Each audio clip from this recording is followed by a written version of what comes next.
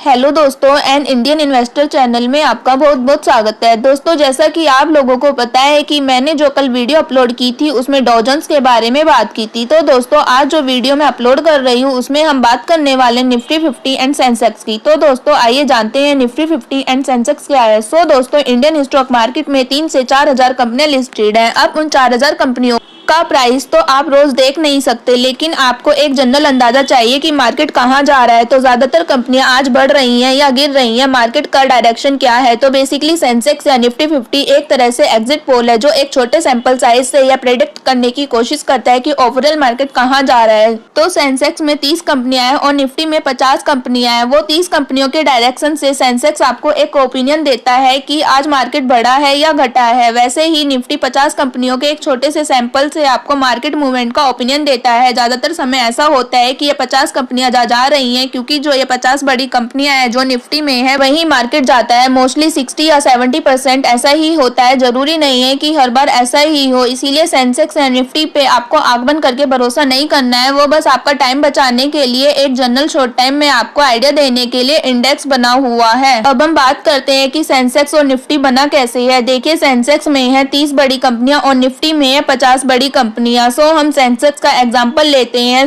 30 बड़ी कंपनियां हैं फ्री फ्लोट मार्केट कैपिटलाइजेशन के हिसाब से। सो दोस्तों, मैं पिछली वीडियो में बता चुकी हूँ कि मार्केट कैपिटलाइजेशन क्या होता है, लेकिन दोस्तों यहाँ पर सिर्फ मार्केट कैपिटलाइजेशन से कंपनियां सेंसेक्स में इंक्लूड नहीं होती, सेंसेक्स में इंक्लूड होती हैं फ्री फ्लोट मार्केट कैपिटलाइजेशन से। अब फ्री फ्लोट मार्केट कैपिटलाइजेशन क्या है, यानी कि वो मार्केट कैपिटलाइजेशन जो ओनर्स के शेयर्स को हटा के बचता है। जैसे किसी कंपनी के 5 शेयर्स हैं जिसमें से 3 शेयर्स कंपनी के ओनर्स के पास ही हैं, उन्होंने स्टॉक एक्सचेंज के जरिए कभी उन स्टॉक्स को मार्केट में उतारा ही नहीं, तो वो 3 शेयर जो कंपनी के ओनर के पास ही हैं वो माइनस हो जाएंगे। यानी किसी कंपनी के जिसके 5 शेयर हैं और 20 रुपए का एक शेयर है, उसमें से अगर 3 ओनर के पास हैं तो इस कंपनी का free float market capitalization count होगा 2 शेयर जो पब्लिक के पास है इंटू 20 रुपए यानी 40 रुपए। तो सेंसेक्स में वो 30 कंपनियां हैं जिनका भारत में फ्री फ्लोट मार्केट कैपिटलाइजेशन सबसे ज्यादा है। ऐसी 30 कंपनियां अलग अलग सेक्टर से यहाँ पे मिल जाती हैं। जैसे भारत में सबसे ज्यादा वेटेज है फाइनेंशियल सर्विसेज का, बैंक्स का, आईटी का सबसे ज्यादा वेटेज है। तो अलग अलग सेक्टर से मिलके जो 30 बड़ी कंपनियां हैं फ्री फ्लोट मार्केट कैपिटलाइजेशन के हिसाब से वो सेंसेक्स का हिस्सा होती हैं, और वो जितना ऊपर नीचे जाती हैं उसके हिसाब से डिसाइड होता है कि आज सेंसेक्स कितना ऊपर नीचे हो रहा है।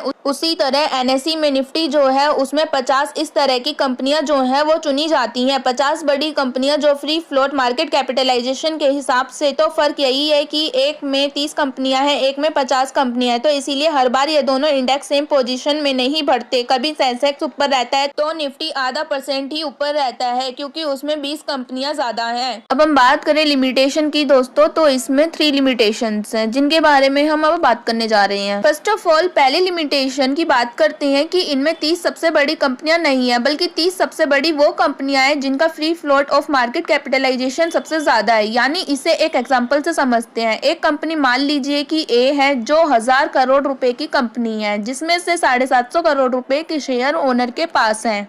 यानी वो फ्री फ्लोट में काउंट नहीं होगा, सिर्फ 250 करोड़ ही फ्री फ्लोट में काउंट होगा। तो उस कंपनी को ये माना जाएगा कि ये 250 करोड़ की कंपनी है। और एक दूसरी कंपनी है जो 500 करोड़ की है, कंपनी बी, यानी कंपनी ए से आधी साइज की है, लेकिन इस कंपनी में 400 करोड़ के शेयर पब्लिक के पास है और 100 करोड़ शेयर केवल ओनर के पास है। तो इसका फ्री फ्लोट 400 करोड़ रुपए का है। तो इसमें कंपनी बी को कंपनी ए से बड़ा माना जाएगा और इंडेक्स में इससे ज्यादा वेटेज दी जाएगी। यानी कहने का मकसद ये है कि कंपनी आधे साइज की है, लेकिन सेंसेक्स में इसका वेटेज ज्यादा होगा, और इसके ऊपर या नीचे होने से सेंसेक्स ज्यादा ऊपर नीचे होगा। यानी ये हमें सही पिक्चर नहीं दिखा रहा। सेकंड लिमिटेशन की बात करते हैं। सिर्फ यहाँ पे 30 या 50 कंपनियों के सैंपल साइज से हम 4000 कंपनियों के मूवमेंट को, पूरे देश की 4000 कंपनियों को मूवमेंट को जज करने की कोशिश कर रहे हैं। यह कुछ ऐसा है कि किसी एक ऐसे स्कूल में जिसमें 4-5 हजार बच्चे पढ़ते हो, उसमें आप 30 टॉपर्स को इकट्ठा करो और वो 30 टॉपर्स अगले टेस्ट में जैसा परफॉर्म कर रहे हैं उसके बेसिस पे आपने पूरे 4000 बच्चों का परफॉर्मेंस जज कर दिया। तो ये बहुत ज्यादा एक्यूरेट नहीं हो सकता, तो ये गलत पिक्चर भी दिखाई देगा।